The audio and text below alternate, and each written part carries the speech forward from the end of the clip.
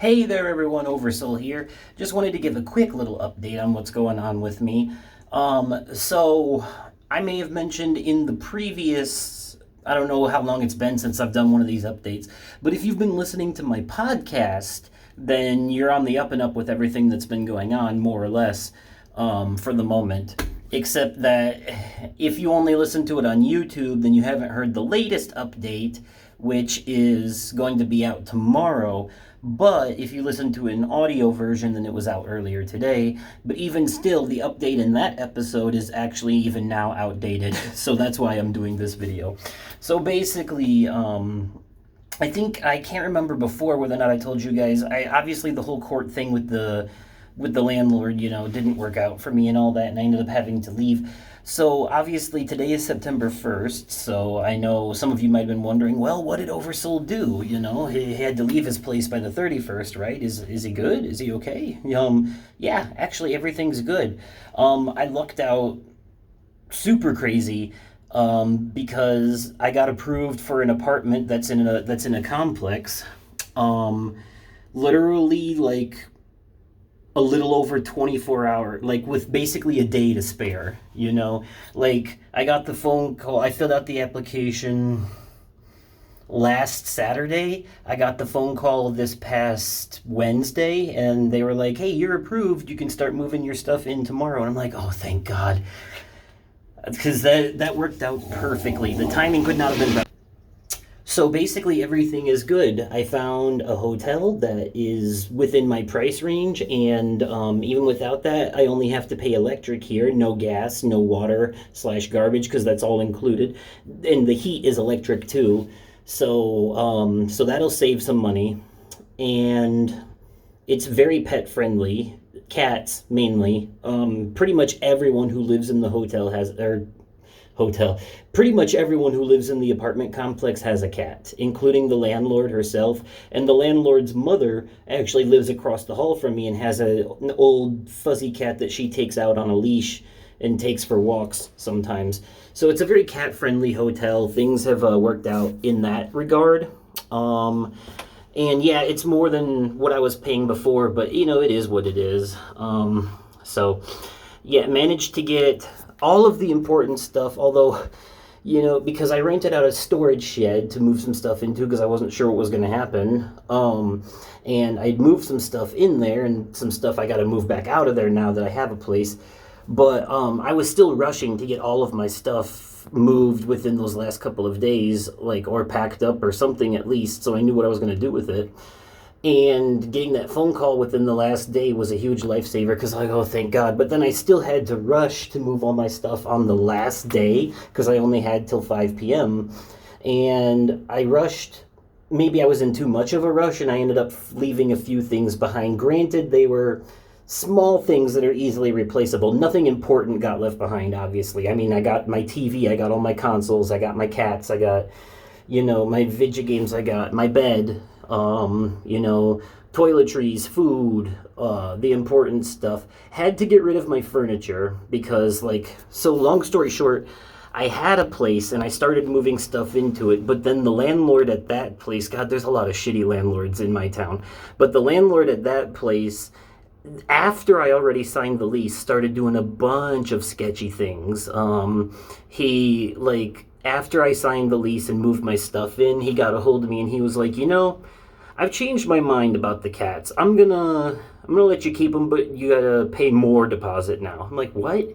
And he's like, and also, I was wondering if you'd be willing to renegotiate the lease into a 2-year lease. Not only that, but where I live, it's literally a law that if something goes wrong with the plumbing or whatever, that it's the landlord's job to fix it. They are 100% responsible for it. This landlord wanted to charge me to fix the plumbing if something went wrong, even though that's literally part of his job. That's what I pay him rent for. So it was just very sketchy, and I brought up some concerns about a few things, and long story short, it just ended up not working out. We both had to back out of the deal, and I had to find something else, and luckily I was able to. Found something that works for me, and it's all good. And the property, not the property manager, but the property owner who went over my application, said that In the 40 years that they've been doing this, they've never had an application come back squeaky clean like mine. They said they always get at least a traffic violation or something. Well, joke's on you, I don't drive, so I wouldn't have. Plus, I work at a school, so I kind of have to have a perfect background for that. But anyways, so yeah, but that's the long and short of it. Thought I had a place, ended up not having the place. The guy ended up turning out to be a very scammy, scummy scammer guy who, what happened was, here's my theory. He didn't want to rent to me in the first place, but he saw I was in a desperate situation and he saw an opportunity to honey trap me into a pit of money issues. Like, basically, he saw someone in a desperate situation and he was looking to take advantage of that under the guise of being helpful. You know, pretending to be a nice guy and giving me a chance and throwing me a bone when really he was just taking advantage of me being down on my luck to nickel and dime me at every goddamn turn. Like the man was going to charge me for everything. You know, I couldn't have basement access. This was a big one to me. Before I signed the lease, he said I could have access to the basement 6 months in if I proved myself a good tenant. Then when I went to sign the lease, he changed it to a year. I don't do well with that inconsistency, flip-floppy stuff. To me, that makes you an untrustworthy individual when you do shit like that.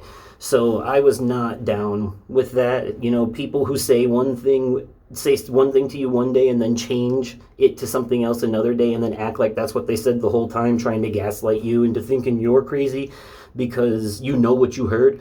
That bullshit I won't stand for. So red flags all around. So I'm actually glad I didn't get that place, even though I lost a lot of money trying to get it, and that's an issue I may have to take care of later. But what's important is that I did find a place, and it's a place that works for me. And yes, it's in an apartment complex, and yes, I have to pay to do laundry, but you know what? It's a nice little complex. It's a nice little apartment with an open floor plan, and it works for me.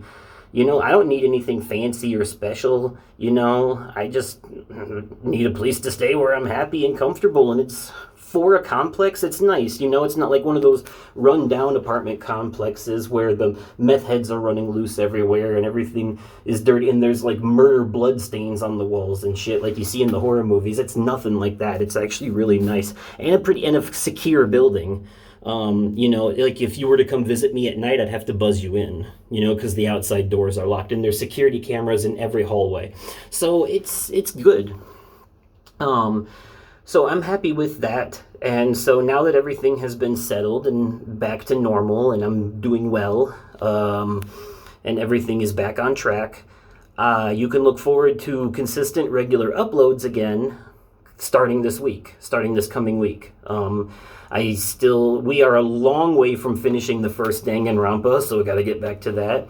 And also,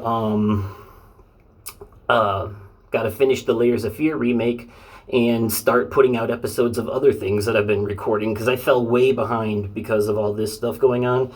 So, and I took like a 2-week break, as you saw, and I'm sorry about that. I meant to have stuff, you know, edited and uploaded and ready to go in time, and it got to be too hard. It got to be too stressful with everything else going on, so I couldn't do it.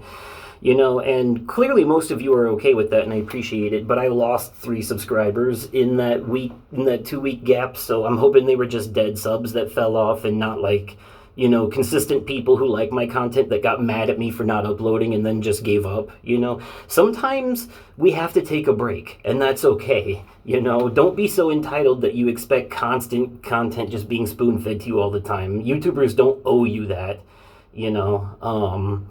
We're people, we have lives, we have feelings, we have shit to do, and some of us have jobs outside of this as well, and other things that we have to worry about.